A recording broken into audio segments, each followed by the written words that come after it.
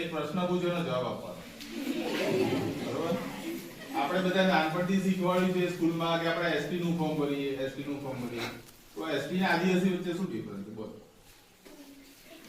આપણે જ્યારે ભણવા જઈશું તો એસટી નું ભણવું કે અમે એસટી છીએ. કોણ છો? અમે એસટી છીએ. તો એસટી અને આદિવાસી વચ્ચે શું તફાવત છે? કોઈ કહેશે? એક જ છે. બીજું કોઈ?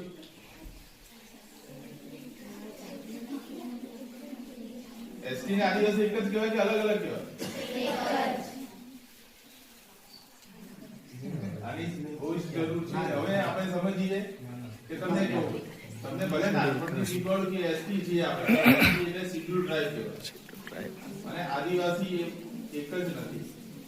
જ્યારે પણ સંવિધાન બન્યું ને ત્યારે ભારત, હવે આપણે એટલું તો ટાઈમ નહીં બગાડું, ભારતના જે ટ્રાઇબલ્સ આપણે કહીએ, ટ્રાઇબલ્સ આદિવાસી, એ સૌથી હજારો વર્ષથી અહીંયાથી જ રહેતા હતા. બાકી બધા બહારથી બીજા દેશોમાં તે વસેલા છે. આપણને એસટી કીધા, શિડ્યુલ ટ્રાઇબ, એટલે શિડ્યુલ ટ્રાઇબમાં બધા આદિવાસીઓ નથી. બીજી બધી કાસ્ટના પણ જે જંગલમાં રહેતા હોય, બીજી કાસ્ટના એ લોકોને પણ અંદર એન્ટ્રી આપેલી છે. એના કારણે આપણી અનામત ને તકલીફ થઈ. એ લોકો બહુ ભણીને એસટી માં ભરીને નોકરી લઈ લે, આપણે ડરી જઈએ. એટલે એટલું યાદ રાખવાનું કે આગળ ભણવા ગમે ત્યારે જાઓ, આપણી ઓળખ આદિવાસી તરીકે આપવાની, એસટી તરીકે. એસટી આદિવાસી એક જ નથી. બધા જ આદિવાસીનો સમાવેશ એસટી માં કરેલો છે, પણ બધા જ એસટી માં બધા આદિવાસી નથી. બીજી કાસ્ટના હોય અને આપણા વિસ્તારમાં રહેતા હોય તો આદિવાસીનું ખોટું સર્ટિફિકેટ લઈને નોકરી આગળ લઈ જઈ જાય. એટલે કહેવાનો મતલબ કે આપણે આપણા કાસ્ટનું જે અનામત છે એ આપણો હક છે, કેમ કે આપણે તો લાખો વર્ષથી આ એના જ વતની છીએ, બાકી બધા વિદેશોથી આવેલા.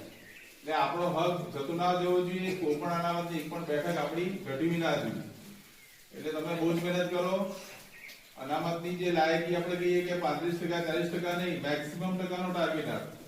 80%, 90% ધારશો તો તમે 5% ઓછા આવશે તો ચાલશે. 90% ધારશો તો 85 બી આવે, 80 બી આવે.